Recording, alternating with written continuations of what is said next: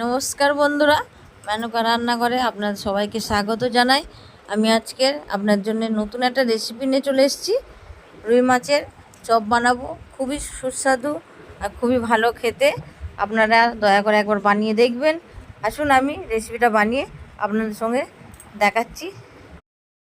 তো আমি এখানে 4-5টা পেটির মাছ নিয়েছি, রুই মাছ, কাতলা মাছ নিয়ে নিয়েছি। কাদার মাছ এগুলোকে আমি নুন দিয়ে আর হলুদ দিয়ে সিদ্ধ করে নিচ্ছি একটা।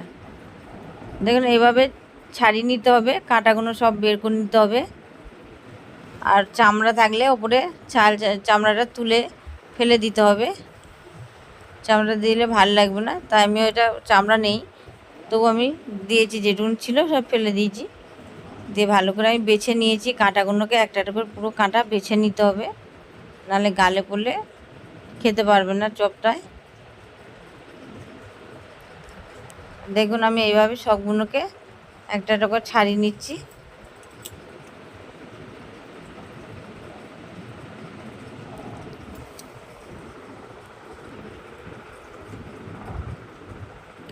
মাছগুলোকে ছাড়িয়ে আমি এইভাবে মাখিয়ে নিয়েছি সব মাছগুলোকে। এবার আমি দিয়ে দিচ্ছি আদা রসুনের পেস্ট দিয়ে দিলাম, আগে থেকে বেটে রেখেছিলাম।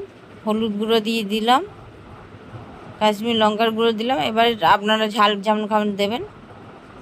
জিরে গুঁড়ো দিয়ে দিলাম। সিদ্ধ করে রাখা আলুগুলোকে আমি দু পিস আলু নিয়েছি, একটা আলু নুন দিয়ে দিলাম স্বাদ মতন, সামান্য চিনি দিলাম। দিয়ে এবার আলুর খোসাগুলো ছাড়িয়ে আমি সব একসঙ্গে উপকরণ দিয়ে মাছটাকে আলুর সঙ্গে মেখে নেব। দেখুন এইভাবে আমি মেখে নিচ্ছি সব ভালো করে।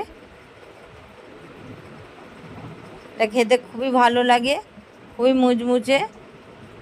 আপনারা বিকেলবেলায় আপনারা টিফিনের সঙ্গে খেতে পারেন বিকেলবেলায়। আমি এবার পেঁয়াজ কুচি দিয়ে দিলাম, এখানে দুখানা পেঁয়াজ আমি কুচি নিয়েছিলাম, তো আমি দিয়ে দিলাম এখানে।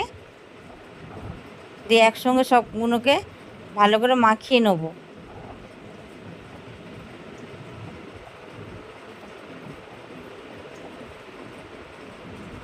আমি এখানে চালের গুঁড়ি দিয়ে দিলাম একটু মুচমুচে হওয়ার জন্যে, আর গোলমরিচের গুঁড়ো দিয়ে দিলাম 1 চামচ ঝাল হওয়ার জন্য। আমি এখানে কাঁচা লঙ্কা ব্যবহার করিনি।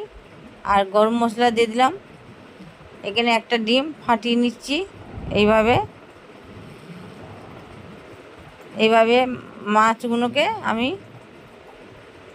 যেভাবে শেপ করবেন আমি এইভাবে শেপ করে নিয়েছি। দেখতে খুবই ভালো লাগছে। এইভাবে ডিমের মধ্যে আমি এগুলোকে একবার গুলিয়ে নেবো, আবার বিস্কুটের গুঁড়োতে আবার একবার দিয়ে দিচ্ছি। এভাবে বিস্কুটের গুঁড়োটা ভালো করে মাখিয়ে আমি রেখে দেবো এক জায়গায়।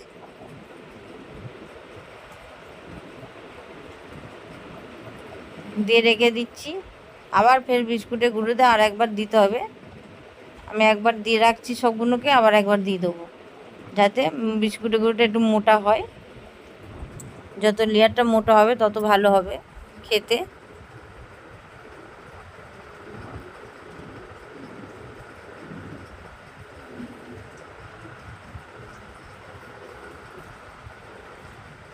কাতলা মাছের এই ফিশ ফ্রাইটা খুবই ভালো লাগে খেতে। আপনারা বাড়িতে বানিয়ে দেখবেন একবার, আশা করি সব আপনাদের খুবই ভালো লাগবে।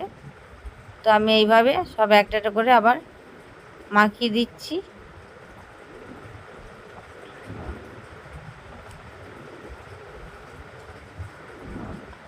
আবার একবার করে মাখিয়ে দিলাম, ডবল করে আমি একবার করে দিয়ে দিলাম। সব ডবল করে আর একবার করে দিয়ে দিচ্ছি।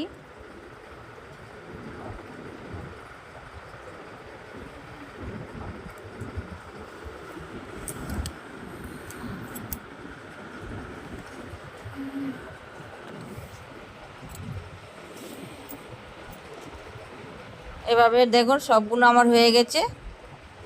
তো যে সকল বন্ধুরা যে আমার চ্যানেলে নতুন আছো, তো বন্ধুরা দয়া করে একবার একটা সাবস্ক্রাইব করে দেবেন, যাতে আমি আরও নতুন নতুন রেসিপি তোমাদের দেখাতে পারি, বানাতে পারি। আমার এটা ভালো হয় যাতে আমি দেখাই, তো আপনাদেরকে আনন্দ করে করতেও পারি, করে দেখাতে পারি। তো আমি এবার তেল গরম হয়ে গেছে, আমি এটা সব এগুলোকে একটা একটা করে সব দিয়ে দিচ্ছি তেলের মধ্যে। তেলটা একটু কম আঁচে রাখতে হবে, মিডিয়াম রাখতে হবে, নাহলে এগুলো বেশি পুড়ে যাবে, ভেতরটা হবে না।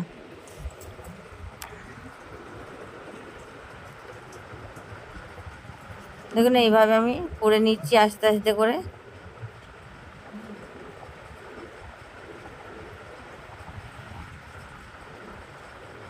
খেতে এত সুন্দর হয়েছে যে আপনারা বারবার এটা বানিয়ে খেতে পারবেন। আর খুবই কম সময় লাগে, বেশি টাইম লাগে না এটা করতে। আপনারা চাইলেন এটা বিস্কুটের গুঁড়ো দিয়ে মাখিয়ে রেখেও দিতে পারেন ফ্রিজের মধ্যে, আপনারা পরেও করে খেতে পারবেন বেশি করে করে রেখে দিলে।